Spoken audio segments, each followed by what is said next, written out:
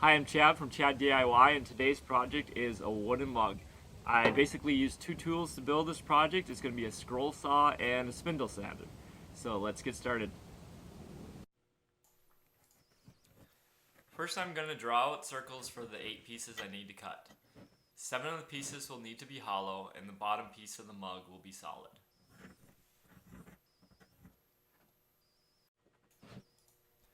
I'm drawing 6 of the pieces on the oak board, and then I'll do 2 pieces out of mahogany.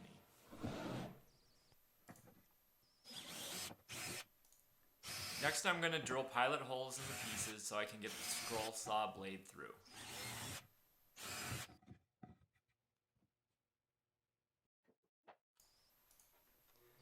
I'm going to start cutting out the pieces now. I'm using a blade that is recommended for cutting 3/4 inch hardwoods.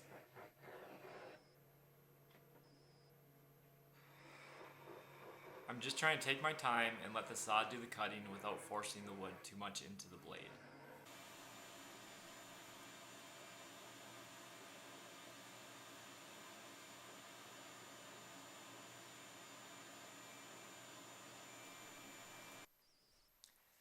I'm learning that proper lighting is key when using a scroll saw, because if there is any glare you cannot see the pencil line anymore.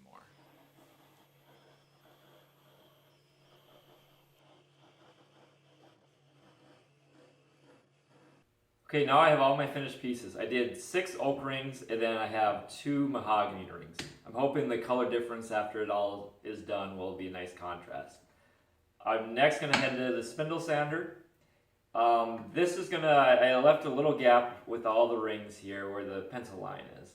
I'm not very good on the scroll saw, obviously, so what I'm gonna do now on the spindle sander is use 80 grit sandpaper and go right up to that pencil line all around. Next, I move to the spindle sander. I'm using 80 grit sandpaper, which does a really nice job working away the excess material.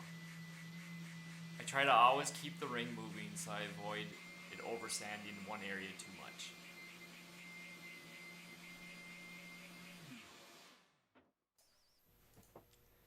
Now it's time to start gluing everything together. I'm using Titebond 3 wood glue, which is waterproof. I'm making sure to cover the whole surface with glue for a good strong bond when it dries.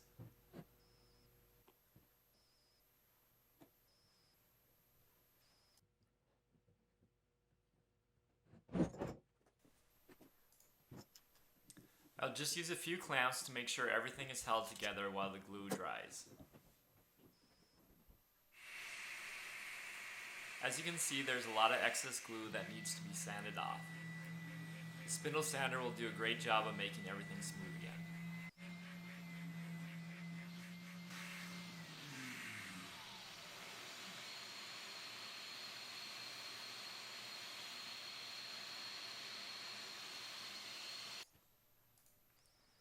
Now the last thing to glue on is the bottom of the mug.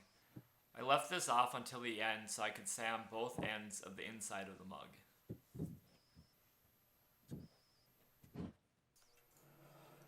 I will cut out the handle next. I just drew this freehand on a scrap piece of oak.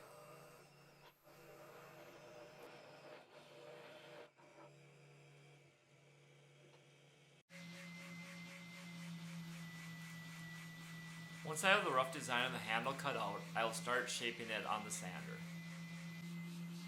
I will use different spindle sizes and sandpaper grits to get it just how I want it.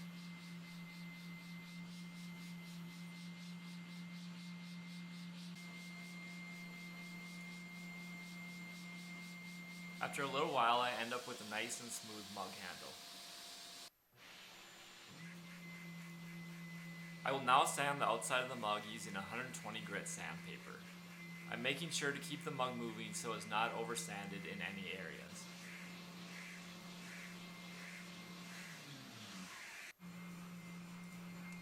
I will match the curve of the mug to the tips of the handles. This way it will glue on tightly to the mug.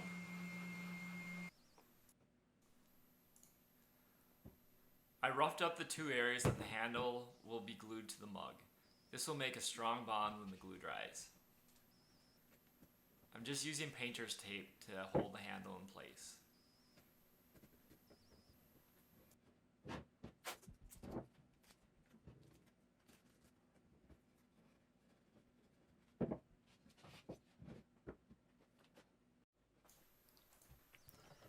Once everything is dry, I will apply a coat of raw linseed oil to the outside of the mug. This is always one of my favorite parts of any project because I never know exactly how it'll look once the finish is applied.